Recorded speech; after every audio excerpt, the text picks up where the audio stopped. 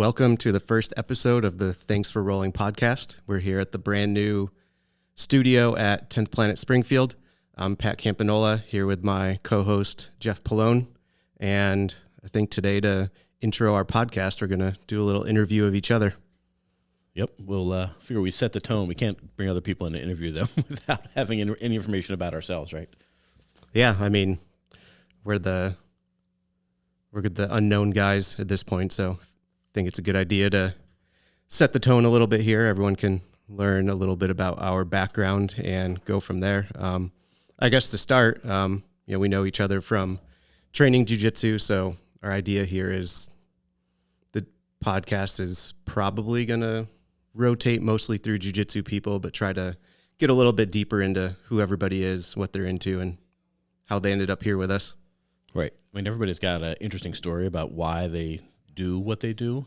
This is not like soccer, right, where everybody grows up playing soccer or baseball or football, whatever it is, like in your town. So most people had to make a choice to get here. Right. So it's kind of that interesting story about, like, all right, well, who are these people? Why'd they pick this? What has it meant to them on that journey, that ended up in the gym here?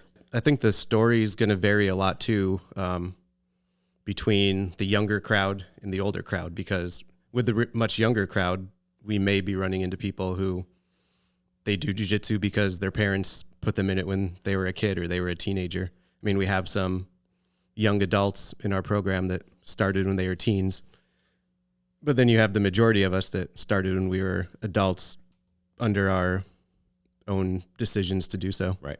I hadn't even thought about that. Yeah. We'll see people there whose parents put them into it. That's pretty funny. Considering we both have kids, right, who like either do jiu-jitsu or want to do jiu-jitsu. Yeah. They'll be sitting in these seats. It dawned on me, I don't know, it's probably like 6 months ago when we had someone sign up that I think they were like 20 years old for the adult class. And I'm always just looking at date of birth on the paperwork just to make sure they're old enough to sign the release themselves. And I'm like, we have adults in our program that are closer to my son's age than to my age. Yeah, that's crazy. Yeah. Because he's 10. Yeah. So, 20-year-old is 10 years older than him and 16 years younger than me. Yeah. As one of the elder statesmen of the gym, I will decline comment on that part of it. I have a hard time identifying as the older guy, but time's ticking. Yep, I hear you. So we'll have a bunch of guests, right? We'll have, I think we have some folks lined up from the school here, a bunch of ideas for other folks. So hopefully everybody enjoys hearing the stories. Yeah, I've always thought it would be cool. Like, now that the world's getting back to normal, we'll be having people rolling through for seminars, rolling through for open mat, stopping in from out of town. So I think it would be cool to get those people on the mics and learn a little bit more about them. Yep. You have a whole bunch of questions? I think I have 5 questions written down here. That's good because I have about 6, so we're good to go. You want to go first? Yeah. Let me hit you with some brain busters. Mm-hmm. Right. What hobbies outside of jiu-jitsu are you into? I think I like that question as a regular for people because jiu-jitsu is probably going to be everybody's primary hobby. Yeah. Sucks up most of our time, but what else are you into? It's interesting because, when I have free time, I think about, like, all right, can I get to the gym? Usually, right? But as you know, so I do a lot of videography. Well, not a lot of. I do videography here and there. I do some editing.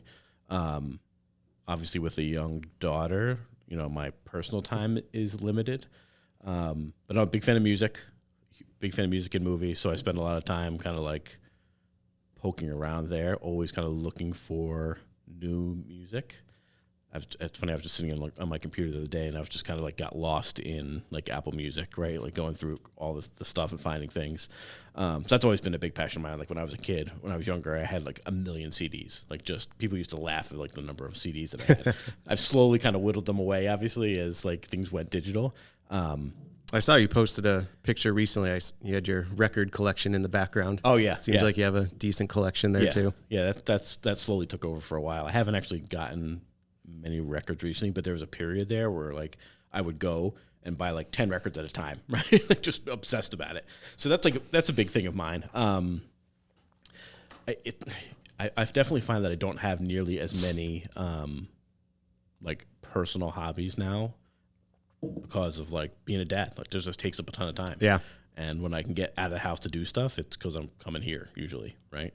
Yeah, it sounds pretty sad to say, like, oh, I can't think of what else I do with myself, but you know, I am. I'm a big fan of music, movies, books, like all that stuff. I've always been into for like my entire life.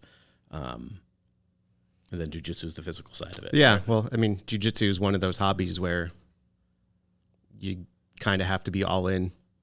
Yeah. So I think it's going to be a common response that people are mostly into doing jiu-jitsu. If you're here, that's probably your thing. Yeah. It used to be even more, right? So when I first started, I mean, I think I was telling you this, like I would read books, I would watch videos, like just have that, I'd be constantly trying to suck in everything. You know, on top of just going to class. So you would just try to get those other angles of things, or what thing can I pick up that nobody else has picked up yet, so I can try it during sparring, right? That used to be a big thing. I don't get to do that nearly as much now, or I don't retain it as much, probably because there's too many other things happening in the brain at the same time. But yeah, I mean, that's definitely the physical output side of it. All right. What do I got here next? What's your profession? Ooh, man, when I try to explain this to people.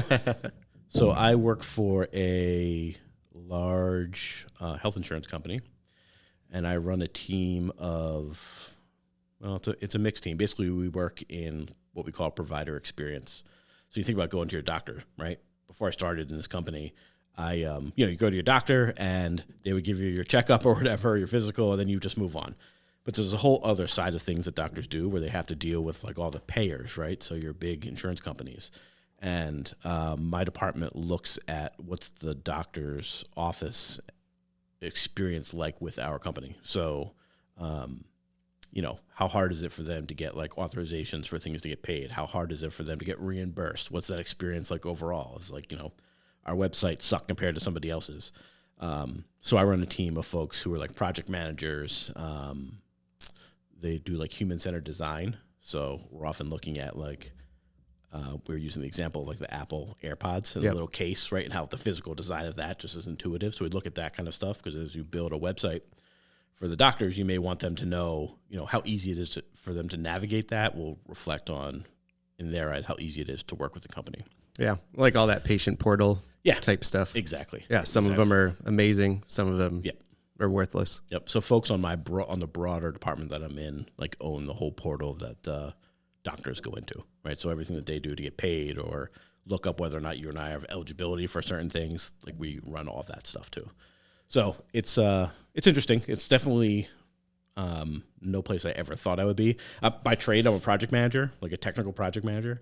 But never in a million years would I have ever thought that'd be something I was interested in doing. But it's definitely eye-opening. Because you never think about it, right? Like, do you ever go to your doctor and think about what business they do? Like, no, you think about them treating patients. So, yeah, you assume that's all they do. Yeah, you think that's all they do, right? So it's just a different thing, yeah.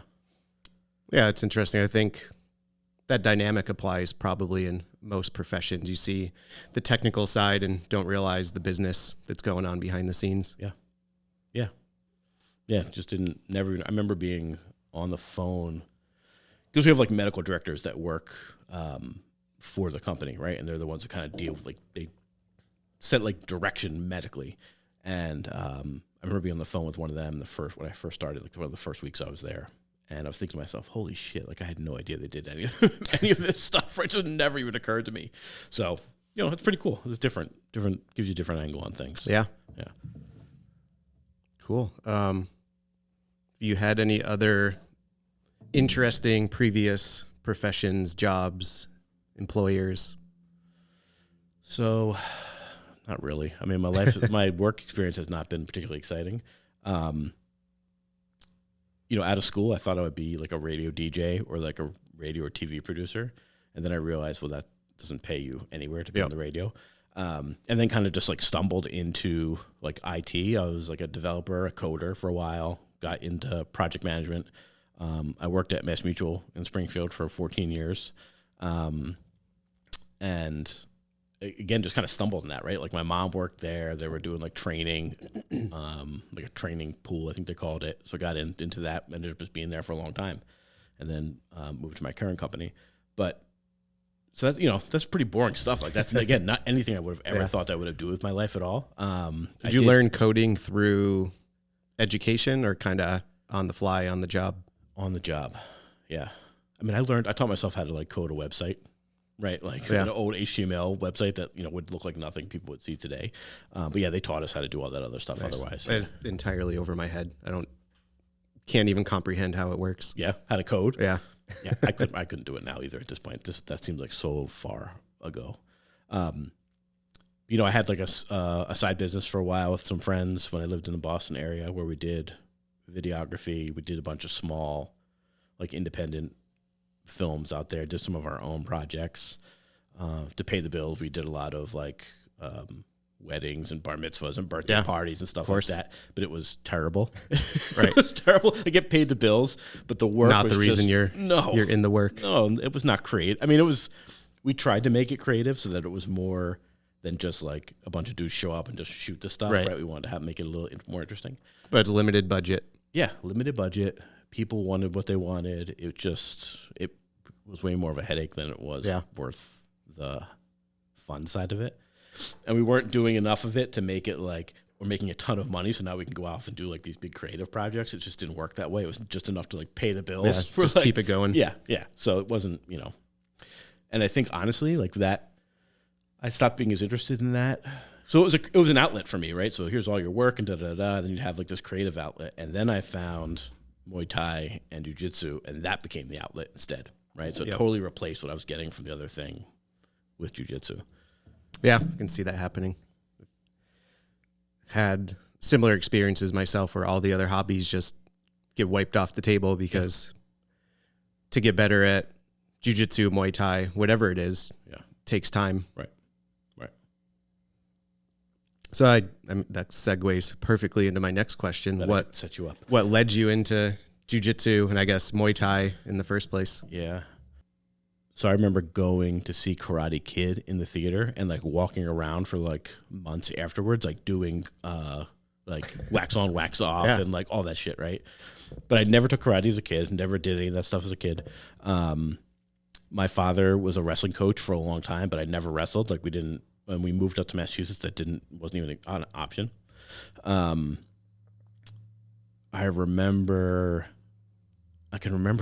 very vividly remember watching like one of those like marathons of The Ultimate Fighter, and it was, I don't even know what season it was. It had to be like the second or third season. Like Rashad Evans was a heavyweight in it, so I don't know whatever period of time that was. Yeah, that was like, it might have been second season. Yeah, second season. Yeah. So they were doing a marathon, and I was like, "Whoa, this is pretty awesome!" And around that same time was when like Gabriel Gonzaga fought Crow Cop, and beat Crow Cop, and that was a big deal, right? Because I lived, kicked him in the head, over, crumpled him. Yep. So that was a big deal. And I forget who he fought afterwards and lost.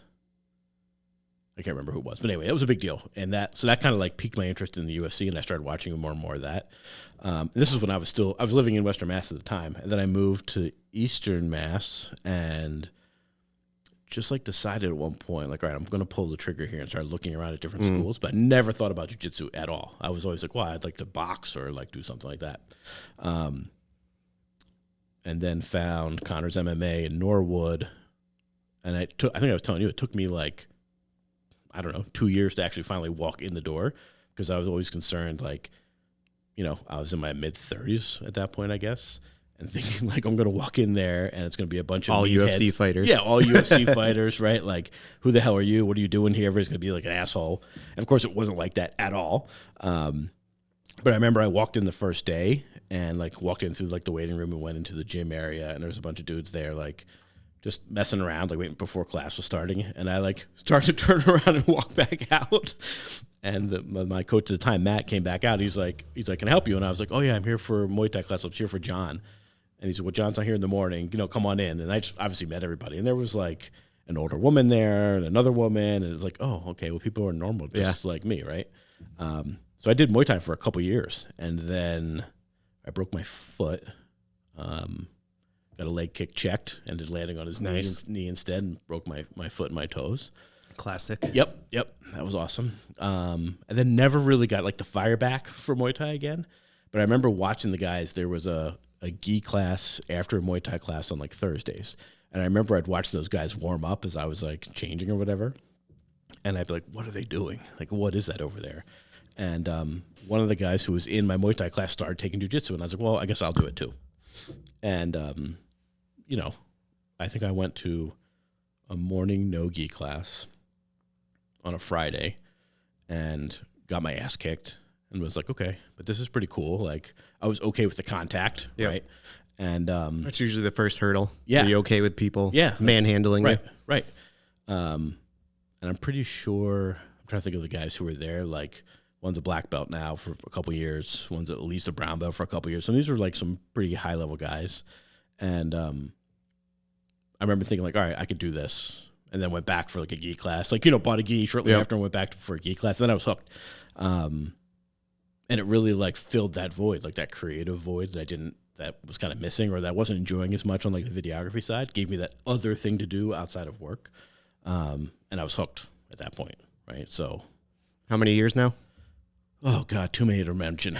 I started at that gym in 2011, did Muay Thai for a couple years. So that's like 10 years total. So maybe like 7 years of jiu-jitsu. Yeah, it's been a while. You know how it is. I mean, life gets in the way, right? So you on and off. Yeah, I mean. So you've been out here almost 2 years. Yeah. Yep. So it was right before we moved to this building. You were at the other gym for a little bit. Yeah, so I moved back here in July and then started with you guys in August. Yeah, so you got a couple of months at the old gym before we moved here. November, right? Was November? Yeah. So it's funny because I remember like asking around. I'm like, wow, what am I going to do when I move back to Springfield area? Like, there's no gyms. Like, where am I going to go? Like, I didn't know you guys were even here. Yeah. And I remember Tyler King saying like, oh, you got to look up Pat. You got to look up Pat. So I was like, okay. Yeah, I remember he messaged me. Oh, really? Yeah. I mean, we don't really know each other personally, just from the jiu-jitsu world. Yeah, so, right. Yeah, right. it was. Yeah, I thought it was cool that he reached out and that's awesome. Sent you our way. Yeah, that's awesome. Yeah, so I didn't even really look anyplace else, to be honest with you. Like I was aware of Team Link and I was aware of like Fighting Arts Academy, but I never really looked into those at all. And I was like, shit, I'm like going into the deep end with a bunch of guys doing crazy no-gi shit that I've never seen before, right? I'm going I still feel that way 2 years later. So, but like once you kind of go someplace, I mean, you've been to other gyms, so you go and it's like, all right, you're kind of the outsider for a little while. Then you realize like, all right, I can fit in with these guys. Yeah. Like, and then once you have the bond, you're not going anywhere. Right. Exactly. Like, I couldn't picture leaving my old gym. So it's like nice to know when you go someplace else, you're like, all right, I can feel comfortable here again. Yeah. Right. It's just like, that's a big difference. That's the main reason I started a school in the first place. When I moved out here from Phoenix, I'm like, there's no 10th Planet school around here. I was just being a big baby about it. I'm like, I don't want to train anywhere else. Yeah. Yeah. So let's turn that in on you then. So I know you've talked about this a little bit, but when you first started, you started striking too, right? Yeah, so I started like full MMA. I'm trying to remember, they alternated nights. Like one night would be just striking, next night just jiu-jitsu. It would alternate throughout the week, and then I think maybe Friday would be like full MMA rounds. Mm-hmm. And it was just a little club in Nogales, Arizona, a little border town. There's Nogales, Arizona, and then there's Nogales, Sonora, Mexico, right on the other side. I was down there for work. And there was this massive warehouse of a karate school right next to the hotel, and they ran a little MMA club out of there. No kidding. Yeah, so this was after, same thing, like several years of wanting to do it. I'd popped into a couple of other gyms, and I mean, I popped into a gym that was exactly what you were fearful of walking in. I'm like, not do it. It was just packed full of scrappy actual MMA fighters. And I'm like, nope. Yep. So yeah, I did the full MMA thing for a few months. And when I went to move back home, it was just like, didn't love the striking, but loved the grappling. So just stuck with, the instructor that I started with was not affiliated with 10th Planet, but he was just like into it. So I remember he had printouts of like the electric chair and, some of the lockdown techniques, and we would drill those. So he's like, you should check out 10th Planet. And so I just like Googled when I went home, and 10th Planet Phoenix was 10 minutes from where I live. So I popped in and never went anywhere else. Yeah. So you ended up with no gi because from the MMA side of the house. Yeah. Right? They were doing all no gi. Yeah. And then with a wrestling background, it just made sense to me. Like didn't want people, didn't make sense to have people grabbing my clothes. Yeah. Yeah. So how long was it from the last time that you wrestled to when you actually started doing jiu-jitsu? It was like 6 years. Yeah. Yeah, I started jiu-jitsu when I was 27. So I stopped wrestling senior year in college at 21, almost 22. Yep. Yeah, so there's that void, those 5 or 6 years just trying to fill that competitive void. Yeah. We did rec softball, rec flag football, rec drunk at the bar volleyball. We did all the things. Yep. And it didn't fill the void. You know what's interesting about jiu-jitsu too? It's that physical like exertion, right? But it's also like that competitive thing. Mm-hmm. As much as, I've been told a million times, like you can't really measure yourself against somebody else. Everybody's got their own different learning curves of things that they're doing. There's also that competitive aspect of it, right? And like, and then the mental game side of it. Like for me, the competitive side was like, you wanted to feel like you were getting better, not necessarily to measure myself against somebody else, but to know like this thing I couldn't do 2 weeks ago, I can do now, right? Yeah. And that was measure against yourself. Yeah, that was like a big deal, like that whole competitive piece of it. Like, oh, I'm missing that I didn't have for however long, right? So. I forget who I was telling last night, training at that first place, it was, you're sparring, you're rolling, first night there. Mm-hmm. Yeah, so I'm like, shin pads, headgear, gloves, the whole deal, like kickboxing with people. I have no idea how to kickbox. And then just rolling jiu-jitsu after one class. And this kid got me in what I know now is the electric chair. And I tapped, and he like blew his mind. He's like, you really tapped? And I'm like, I look back and I'm like, that was the first time you ever tapped somebody out. Yeah. It was me. Yeah. That's funny. That's really funny. Yeah. Yeah. So then you went back home. How did you get from like, hey, this guy has some papers on, so you started, let me rewind that, Pat, I'll cut this whole part out. So you went home to Phoenix, went to 10th Planet Phoenix, and just took off from there. Yeah. So in between, there's a couple of months in between there. So that was the time our adoption with Tay was all being finalized. So I literally had to leave that job in Nogales like on a moment's notice, and we were flying to Ethiopia because they said everything's approved. Come here and pick up your kid. Yeah. So like left, came back home, spent a couple of months getting to know a kid, settling in with the family. And then I had, got to the point where we were all settled in and kind of ready to get back to normal life. And I don't remember if I either called or emailed John at 10th Planet Phoenix and just, normal stuff. I'm interested, blah, blah, blah. Trained a couple of months, come in and try the class. We'll tell you everything then. And I show up and they're in the corner unit of a little strip mall, like glass storefront, like, your typical spot. And it was a stormy night in Phoenix, which doesn't happen a lot. So people just don't go out and do anything. So nobody showed up to class. Yeah. That must have felt great. Yeah. Super awkward. I remember he's like, well, we're working on the truck this week. So he'd showed me some stuff with the truck, and it kind of made sense to me just from a wrestling background. The positions made sense. And he's like, have you rolled before? I'm like, yeah, I've rolled. I got electric chaired by that kid like 2 months before. Right. So we rolled. I don't know. It felt like forever. It was probably only a couple of rounds. Got choked at least 1,000 times. And I wrote him a check for 3 months membership when I walked out the door. Yeah. I think that's what happens, right? Like people, they either like it clicks with them or it doesn't. Yeah. Like you. For me, it was like no doubt in my mind. Like this was the place. Yeah. I need to do this. I mean, I remember again, when I started Muay Thai, it was the same thing. I was like, I'm in. Of course I'm in. And then like, I went on vacation like the week, like, so I went to class on like a Friday or whatever, then went on vacation. And while I was on vacation, I was like doing like walkout knees and like all the, you know, like shadow boxing and just like all the shit that I had learned. You're suddenly all in. Yeah, 100% all in. Yeah, immediately. It's funny because one of the questions I was going to ask you, like, do you remember what your first class was like? So it's a little different. I actually came across a picture recently of one of my first classes at that MMA place. I ended up staying friends with the guy Naib, who was the instructor there, and he like tagged me in it on Facebook. Like, I don't know, sometime maybe in the past 6 months. I'll have to send that to you. Maybe we can throw it into the podcast video. It's Absolutely. Hilarious. I'm in like, I don't like Adidas soccer shorts and a t-shirt. Yep. That's great. Yeah, we'll definitely have to It was like a class picture. We're all in our wrestling stances. Yep. That's awesome. Yeah, that's awesome. Did you have any idea, like, when did you realize, like, oh, okay, I could take this far?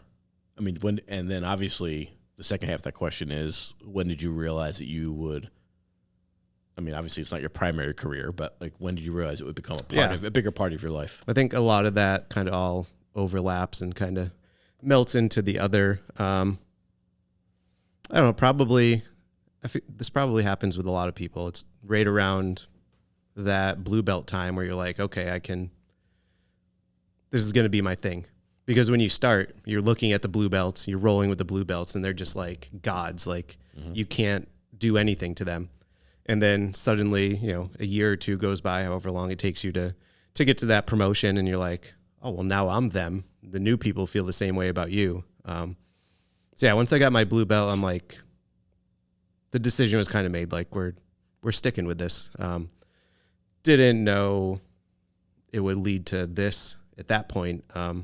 But yeah, blue belt level, I at least knew this was something I was definitely going to stick with. Was competing a bunch at that time.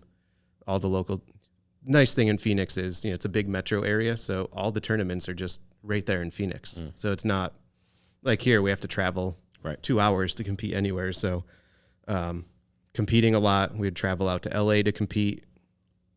So I was definitely hooked by that point. And then, so I started in the very beginning of 2012.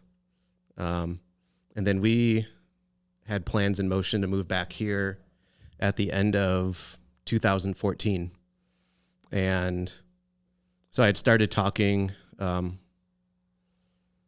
just where am I going to train when we move back here? We didn't know exactly where we were going to end up. You know, my company had office in Connecticut, office in Eastern Mass. So like, we didn't know where we were going to end up, didn't know where I was going to train, and started tossing around the idea of, you know, maybe just starting a little club, get something going.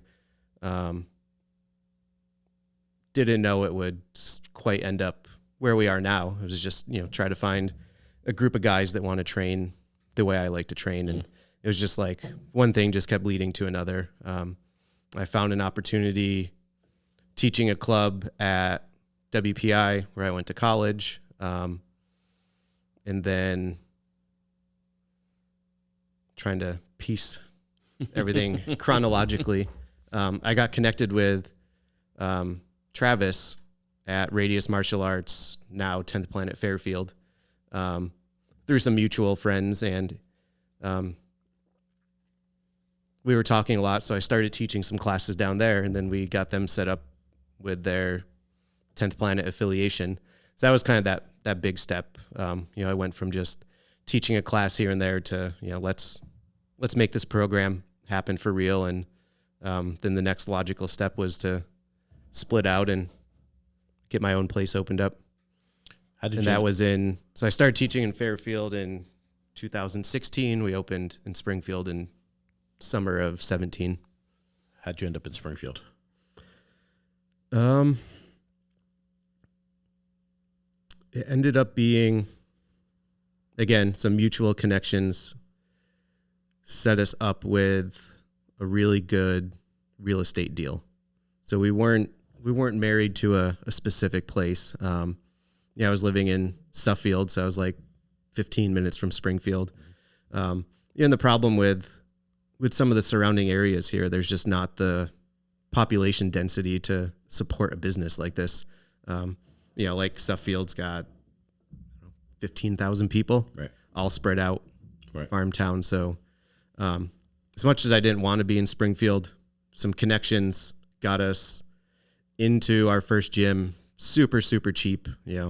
Forever thankful for everyone that made those connections and made it happen. And then I was thinking about it. I'm like, it's not the worst thing. Springfield's the biggest population around here, so we at least have a big pool of people to pull from. Not the highest income, but there's at least a lot of people. Right.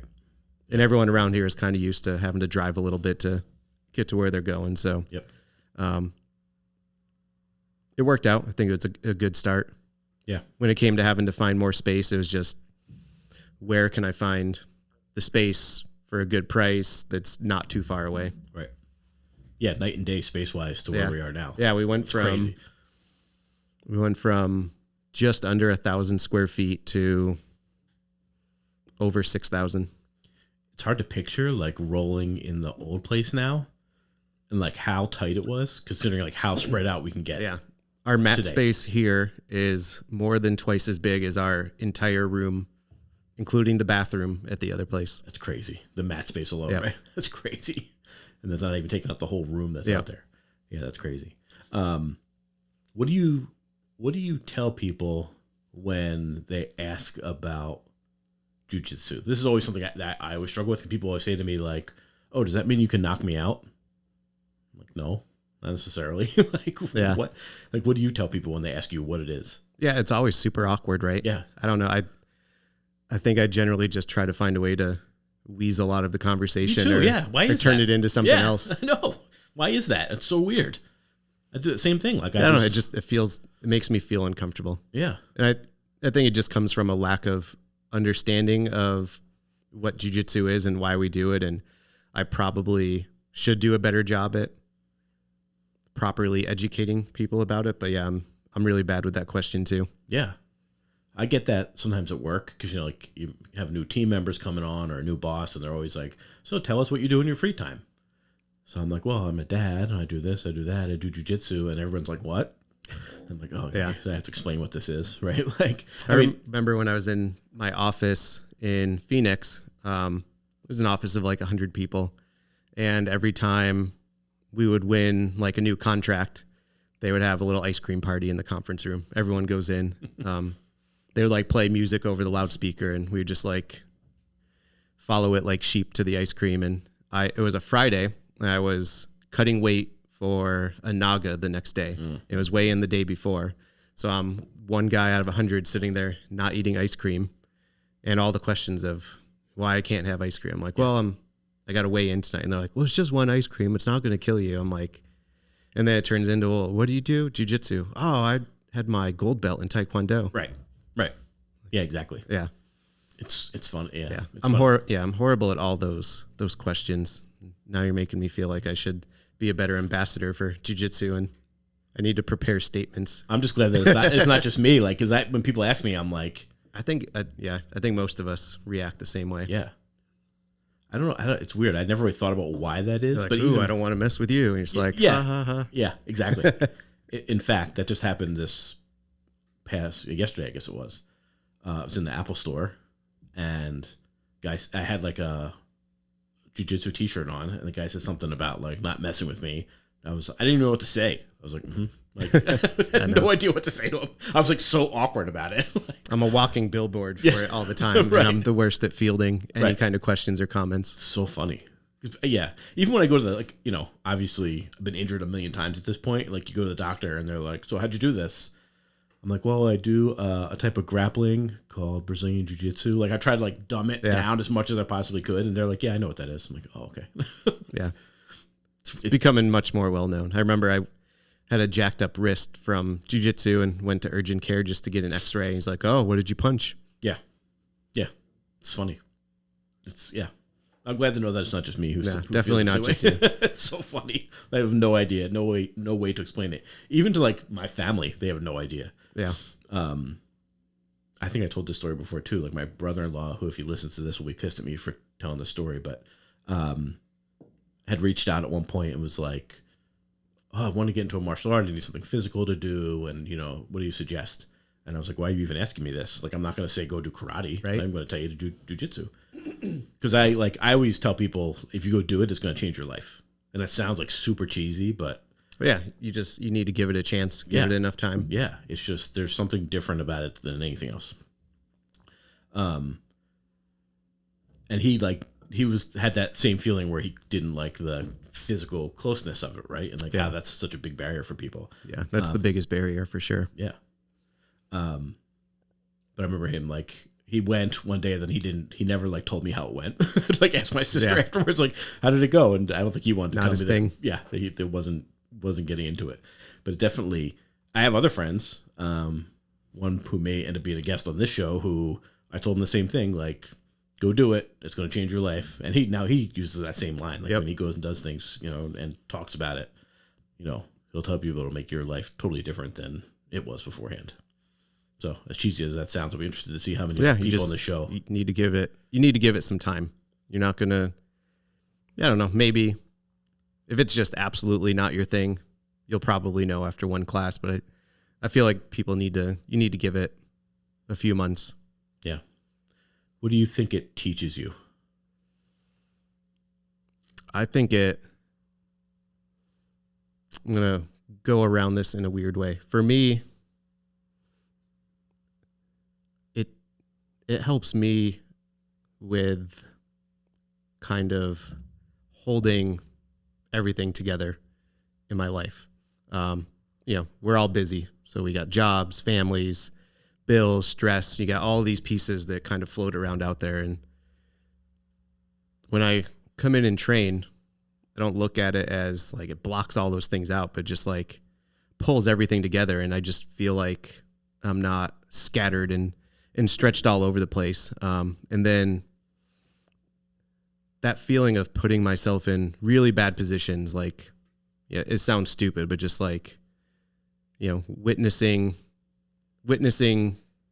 kind of that last moment before death type of thing. Like, I'm not letting myself get choked to the verge of unconsciousness, but like, just having someone that's really good holding you down in the mountain, just like recognizing like how bad this is. Like, I don't know. I like seeing that. I like experiencing that. Yeah. I don't know if I can put words to why or how it makes me feel better in life, but it somehow does. Yeah. I just like need to feel where that edge is. I think you realize, so for me, it's the same thing. Like when you're like getting smashed underneath somebody and you're like, I can't move, I can barely breathe, but you've done it so many times that you're okay. Yep. Right? Like I'm taking like these little shallow breaths because the guy's compressing the crap out of my chest, right? But I feel like I'm okay. And I guess I always like suffered like with anxiety and like, when I was younger and didn't really know how to deal with that. And like doing jiu-jitsu like totally changed that for me. Cause like that connection between like where your mind is and your body's feeling, like you can let that spiral out of control. But in jiu-jitsu, it's like, it has to stay together. Yep. Right? You have to have that be, you can't freak out about anything. You've got to just stay in control. And that made a huge difference for me. So that for me is like what it is, right? Like that, like getting to that place where you're like, I'm okay. Like new guys come, right? And they're like freaking out. Yeah, freaking out, huffing and puffing. I'm like, dude, you're fine. Like if in the worst case scenario, you just tap and we go start it all over again. Yeah. And I mean, just as I'm trying to piece the words together, I can already feel that it just makes no sense if you haven't experienced it. But maybe that's another reason to get in and experience it. Once you can find that comfort level with being in a terrible position, I think there's tremendous value with experiencing it on a regular basis and recognizing that it exists and that you can control yourself enough to survive it. Yeah. I've said before to my friends, like, I mean, I don't think I've been in a fight since I was probably 12 years old, like a legitimate fight, right? But we fight 5 times a night here, right? When you're rolling with, guys who are trying to, take your arms off. It's, you get used to like feeling that pressure of like, I'm competing in someone, we're going hard, like, sweaty, I'm tired. Like if you're seeing death's door here on a regular basis when you're rolling, I feel like it's going to make you less likely to be doing other stupid shit outside of here. Yeah. At a much higher risk than what you have when you're training. Yeah.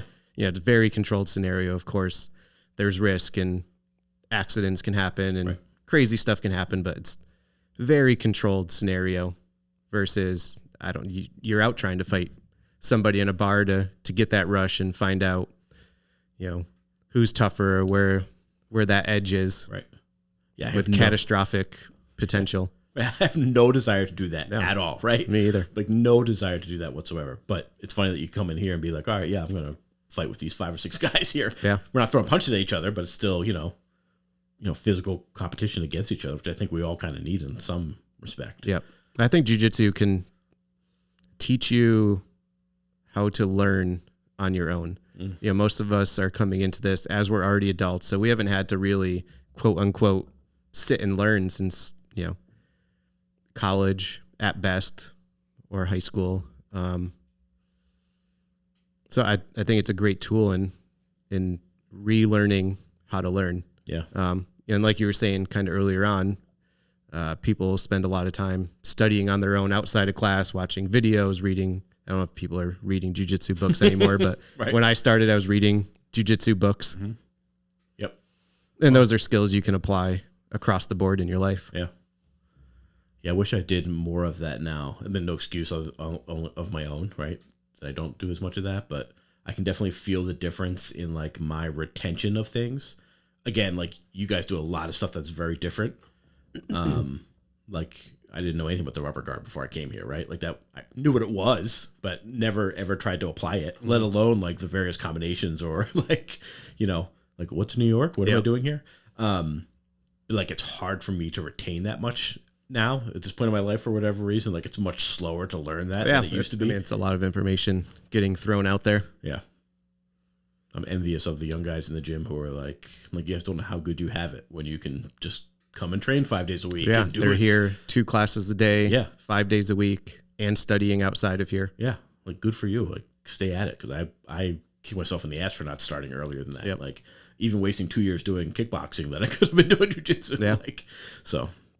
Well, we're working hard on trying to bring in some MMA and kickboxing, so you might be able to make your return. Mm-hmm. All right. Well, Pat, that was a good conversation. I appreciate the questions. Appreciate the answers. Yeah. So it's good to get some insights. I can share with the rest of the team everything I've learned about you.